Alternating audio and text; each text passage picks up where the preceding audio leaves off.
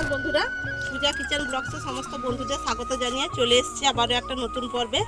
আজকে বানাবো একদম নিরামিষ ফুলকপির রোস্ট, যেটা খেতে অসম্ভব টেস্টি লাগে। ভাত, রুটি, লুচি, পরোটা খাওয়া যেতে পারে। এখন যাই বাগান থেকে একটা ফুলকপি তুলে নিয়ে আসি, এলেই বানাবো। চলুন এখন বাগানে যাওয়া যাক।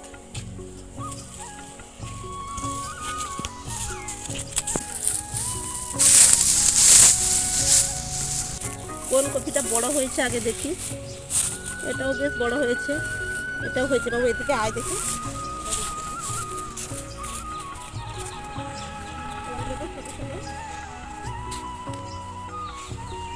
এটাও মোটামুটি খারাপ না। আর ওইদিকে চাপ সেটা বড় হয়েছে বেশি, সেটাই তুলবো।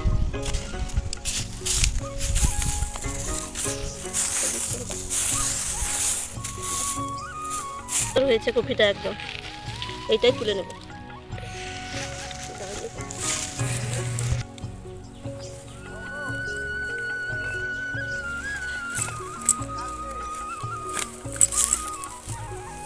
দেখুন বন্ধুরা কপিটা। এবার চলুন রান্নাঘরে যাই, কপিটা কাটবো। এখানে হাঁড়ির মধ্যে জল আছে, জলটা গরম হয়ে গেছে, এখান থেকে গরম জল বের করে দেবো।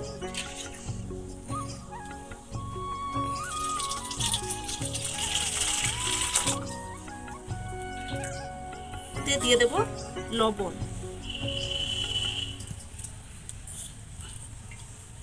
কপিটা কেটে রাখবো। এরকম একটু খুব বেশি গরম না হলেও চলবে, একটু উষ্ণ গরম জল নিয়ে তার মধ্যে লবণ দিয়ে বন্ধুরাও কপিটাকে ভিজিয়ে রাখার চেষ্টা করবেন, তাহলে পোকা থাকলে পোকাগুলো পরিষ্কার হয়ে বেরিয়ে যাবে। এবার আমি কপিটা কাটবো। কপির সাইজটা কেমন দেখুন, ওটা একটা মাকড়সাপ লাগছে। আমি এই রকম সাইজ করেই কপিগুলো কাটবো। কেটে এই গরম নুন জলের মধ্যে ভিজিয়ে দেবো এইভাবে।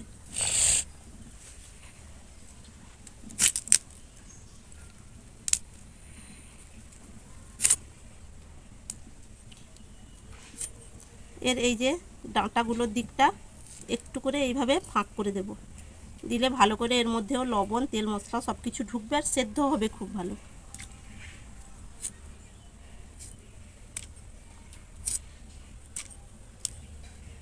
কপিগুলোকে খুব বেশি ছোট করার দরকার নেই।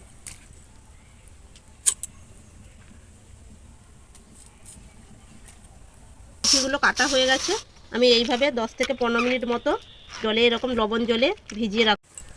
এখানে কি কি মশলা বাটবো দেখুন বন্ধুরা। এখানে নিয়ে নিয়েছি আদা, গোটা জিরে বাটবো।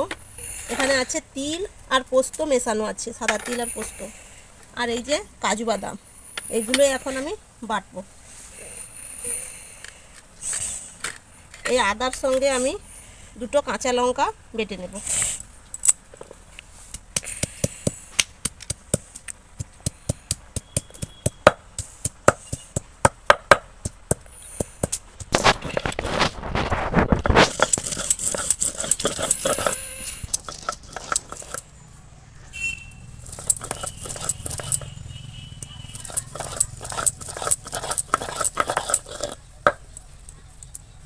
আদা আর কাঁচা লঙ্কা বাটা হয়ে গেল, আমি এবার পোস্ত আর তিল বেটে নেব। এখন আমি এখানে সাদা তিল আর পোস্ত একসঙ্গে দিয়ে বাটছি। আপনারা যদি মগজদানা থাকে তাহলে বাটতে পারেন, তাহলে আর এটা দেওয়ার দরকার হবে না।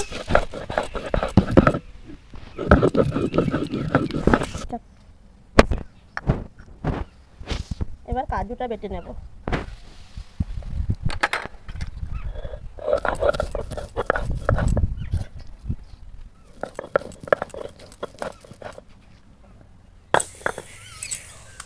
কাজুও বাটা হয়ে গেছে, আমি একটাই কাজু রেখে দিলাম একসাথে।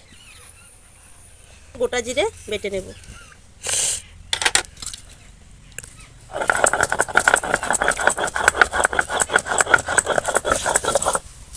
জিরে বাটা সাদা সাদা হয়ে যাবে,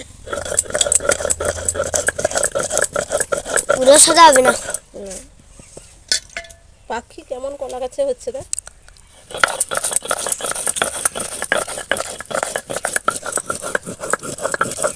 মশলা সব বেটে নিয়ে এসে কপিগুলো নুন জল থেকে ভালো করে একদম ছেঁকে নিচ্ছি। এবার কপিটা আমি আরও একবার এমনি ঠান্ডা জল দিয়ে এমনি নর্মাল জল দিয়ে ধুয়ে নেবো আর একবার। গরম হয়ে গেছে, আমি এখানে সাদা তেল দিয়ে দিচ্ছি।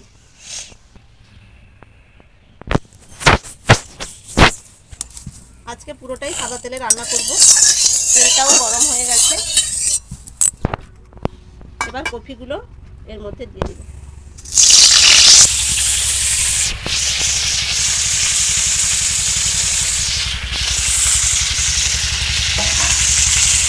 কপিগুলো ভাজার সময় খেয়াল রাখতে হবে খুব বেশি লাল না হয়ে যায়, হালকা হালকা করে একটু ব্রাউন ব্রাউন কালার থাকবে সেরকম অবস্থায় নামাতে হবে।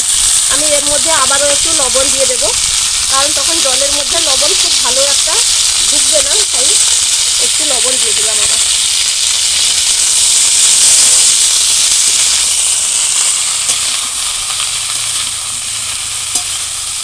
এটা হালকা হালকা করে এইভাবে নাড়তে থাকবো আর ভাজতে থাকবো। এখানে দেখুন বন্ধুরা, আমি কপির পরিমাণ মতো এখানে 1.5 কাপ মতো দই নিয়েছি। আপনারা যতটা কপি নেবেন সেই বুঝেই দইটা নিতে হবে। এবার আমি এর মধ্যে একে একে মশলাগুলো দিয়ে একটা পেস্ট বানাবো। এর মধ্যে দিয়ে দিলাম হলুদ গুঁড়ো, অল্পই দেব, এই চামচের 1 চামচ আর 1/2 চামচ লঙ্কার গুঁড়ো, জিরে বাটা সবটাই দিয়ে দেব। আপনারা এগুলো জিরে গুঁড়োও ব্যবহার করতে পারেন, আমি এখানে বাটাটাই দিচ্ছি। এর মধ্যে আছে কাজু বাদাম বাটা, পোস্ত আর তিল বাটা।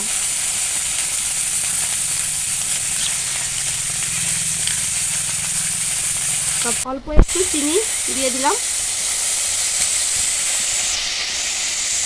এর মধ্যে লবণ একটু দিয়ে দেব। এবার এটা খুব ভালো করে একদম ফেটিয়ে নেব।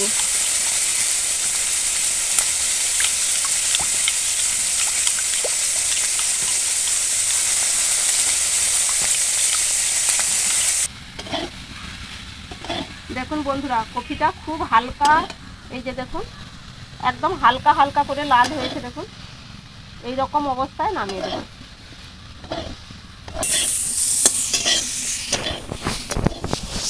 বাগানের টাটকা কপি দেখুন একদম কেমন ডাঁটাগুলো সবুজ সবুজ হয়ে আছে।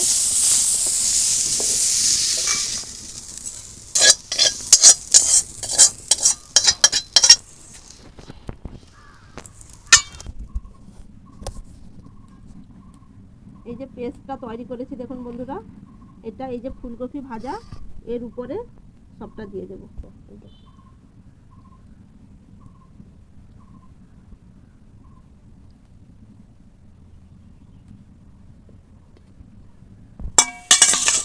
আমি খুন্তি দিয়ে খুব ভালো করে পেস্টটা ভালো করে কপির গায়ে একদম মাখিয়ে দেব ভালো করে, দিয়ে এইভাবে ঢাকা দিয়ে রাখবো 5 মিনিট মতো। এইভাবে ঢাকা দিয়ে রাখবো আগে।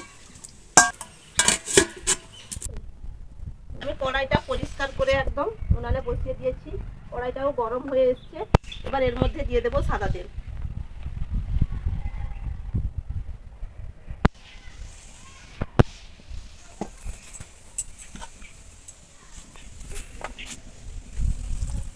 এবার এই তেলের মধ্যে কিছু মশলা দেবো দেখুন বন্ধুরা, 2টো লবঙ্গ,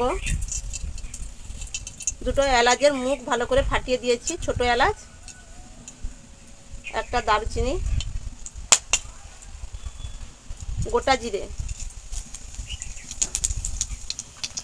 এটা একটু ভালো করে ভাজা ভাজা হয়ে গেছে। এবার এখানে দিয়ে দেব আদা কাঁচা লঙ্কা বাটা, হলুদ গুঁড়ো,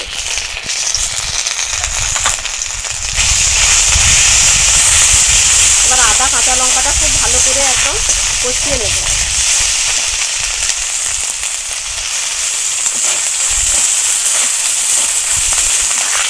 একটু জল দেব।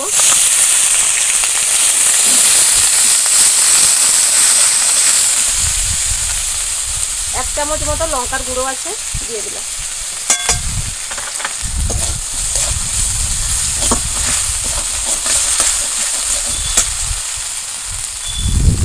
মশলার জন্য অল্প একটু লবণ,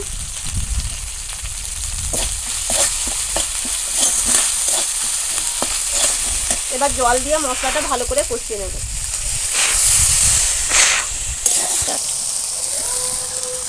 মশলাটা কিন্তু খুব ভালো করেই কষানো হয়ে গেছে, একদম তেল ছেড়ে গেছে।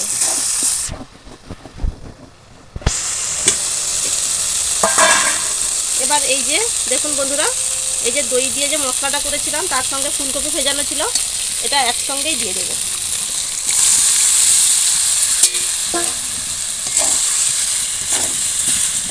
এবার এটা ভালো করে একটু কষাবো ঢাকা দিয়ে দিয়ে।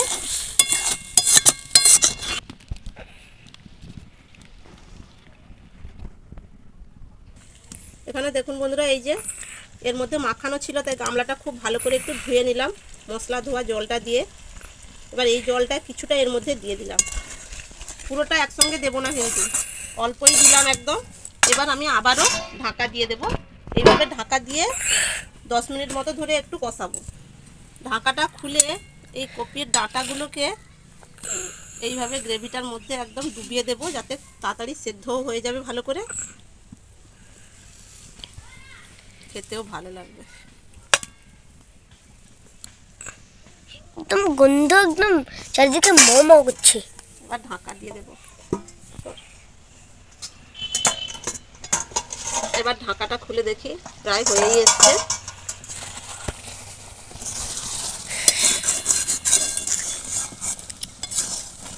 এবার গ্রেভিটাও পুরো মাখো মাখো হয়ে গেছে, কপিগুলোও সেদ্ধ হয়ে গেছে খুব ভালো করে, যে দেখুন একদম সুন্দর করে কেটে যাচ্ছে। এই যে এবার আমি এর মধ্যে দিয়ে দেবো এখানে কয়েকটা কাঁচা লঙ্কার পাকা কাঁচা, আর দেব ঘি, এখানে 1 চামচ ঘি দিয়ে দিলাম। নিরামিষ তরকারি একটু ঘি হলেই ভালো হয়। আর দিয়ে দেবো এখানে গরম মশলা বাটা, আমি গরম মশলাটা বেটে রেখেছিলাম।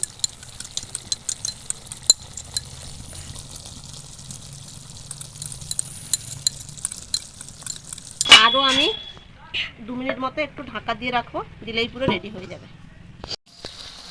একদম পুরো রেডি হয়ে গেছে ফুলকপির রোস্ট। দেখুন বন্ধুরা কেমন হয়েছে দেখতে। আমি এরকম এবার ঢেলে নেব।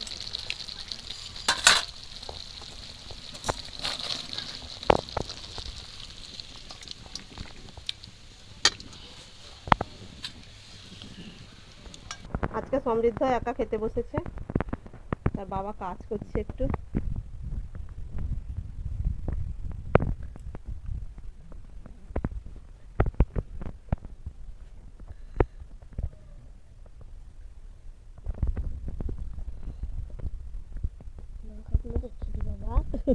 লঙ্কা, গোটা লঙ্কা তোর কাছে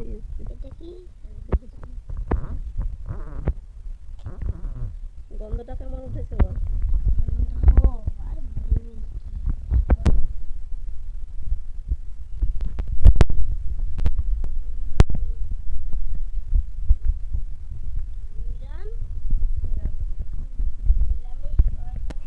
খুব টেস্টি হয়েছে, কিন্তু এত টেস্টি খাবার আমি জীবনেও খাইনি।